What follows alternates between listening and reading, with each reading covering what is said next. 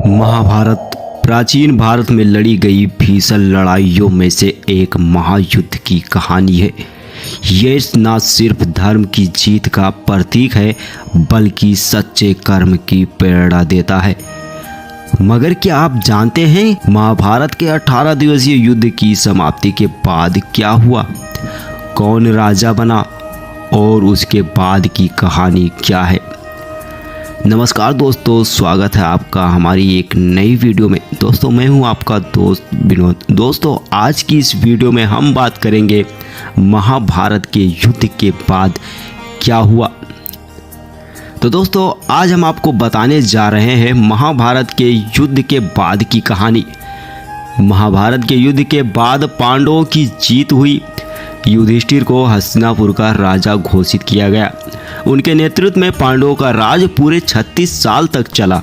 युधिष्ठिर के राज तिलक के समय गांधारी ने कौरवों के नाच के लिए भगवान श्री कृष्ण को दोषी ठहराया था और उन्हें श्राप दिया। जिस प्रकार कौरवों का वंश का नाश हुआ था वैसे ही यदुवंश का भी नाश होगा, ऐसा गांधारी ने भगवान श्री कृष्ण को श्राप दिया था। गांधारी के अनुसार भगवान कृष्ण के पास युद्ध को रोकने के लिए दिव्य शक्ति थे। उनका मानना था कि अगर भगवान श्री कृष्ण चाहते तो ये युद्ध रुक सकती थी, मगर उन्होंने युद्ध होने दिया। गांधारी के दिए श्राप का असर यादवों पर धीरे धीरे होने लगा। श्राप के चलते श्री कृष्ण की द्वारका की हालत दिन ब दिन बिगड़ने लगी। भगवान कृष्ण सारे यादव कुल को प्रभास ले आए, लेकिन वहां भी हिंसा से पीछा नहीं छूटा उनका। पूरा यादव कुल एक दूसरे का खून का प्यासा हो गया और पूरे वंश ही आपस में लड़कर खत्म हो गया। इस नरसंहार में सिर्फ भगवान श्री कृष्ण, बलराम, दरुका और वव्र ही बचे। प्रभास नरसंहार के बाद भगवान कृष्ण ने वन में ध्यान मगन होने का निर्णय लिया। जब वह ध्यान में लीन थे तो जारा नाम के शिकारी ने वन में हिरण का शिकार करते समय तीर चलाया जो भगवान कृष्ण के पैरों में आ लगा। तीर लगने के बाद भगवान कृष्ण ने शिकारी के सामने ही विष्णु का रूप धारण किया और नरस्वर शरीर को त्याग दिया। एक ऋषि ने पांडवों को सलाह दी कि आपका उद्देश्य पूरा हो गया है, इसलिए अब आपको हिमालय की ओर अंतिम यात्रा के लिए प्रस्थान करना चाहिए। इसके बाद अर्जुन के पौत्र परीक्षित को राजपाट सौंपकर पांडव द्रौपदी के साथ अपनी अंतिम यात्रा के लिए हिमालय की ओर निकल पड़े। पांडवों ने द्रौपदी और एक कुत्ते के साथ अपनी यात्रा के रूप में स्वर्ग की सीढ़ियां चढ़नी शुरू कर दी। स्वर्ग की सीढ़ी चढ़ने के दौरान धीरे धीरे सभी युधिष्ठिर का साथ छोड़ने लगे। शुरुआत में द्रौपदी ने सबसे पहले उन सभी का साथ छोड़ा और अंत में भीम का निधन हुआ।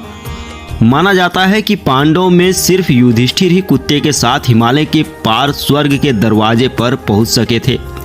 स्वर्ग के दरवाजे पर भगवान इंद्र ने युधिष्ठिर का स्वागत किया और उनकी अंतिम यात्रा में शामिल होने का आग्रह किया। युधिष्ठिर के साथ गया कुत्ता वहां गायब हो गया, जो वास्तव में यमराज जी थे। उन्होंने युधिष्ठिर की प्रशंसा करते हुए युधिष्ठिर को सबसे पहले नर्क दिखाया। वहां द्रौपदी और अपने बाकी भाइयों को देख युधिष्ठिर उदास हो गए। तब भगवान इंद्र ने कहा कि वे अपने कर्मों की सजा पूर्ण कर वे जल्द ही स्वर्ग में दाखिल होंगे। तब युधिष्ठिर को थोड़ा सा चैन मिला। वैसे आप सभी जानते होंगे कि युधिष्ठिर अपने पांचों भाइयों से कितना प्रेम करते थे। उन पांचों भाइयों में एक दूसरे के लिए कितना प्रेम था। हस्तिनापुर के सम्राट युधिष्ठिर के बाद राजा परीक्षित बने थे। राजा परीक्षित के 4 पुत्र थे, जन्मे, भीमसेन, उग्रसेन और श्रुतसेन। राजा परीक्षित की मृत्यु तक्षक नाग के काटने से हुई थी। राजा परीक्षित के बाद उनका पुत्र जन्मे राजा बना। राजा जन्मे के 2 पुत्र थे, शतानीक और शंकर्ण। राजा जन्मे के राजकाल में ही द्वापर युग का अंत हुआ और कलयुग की शुरुआत हो गई। दोस्तों मिलते हैं अगली किसी वीडियो में। कमेंट में जय श्री कृष्णा लिखना ना भूलिएगा। मिलते हैं अगली किसी वीडियो में, तब तक के लिए जय हिंद।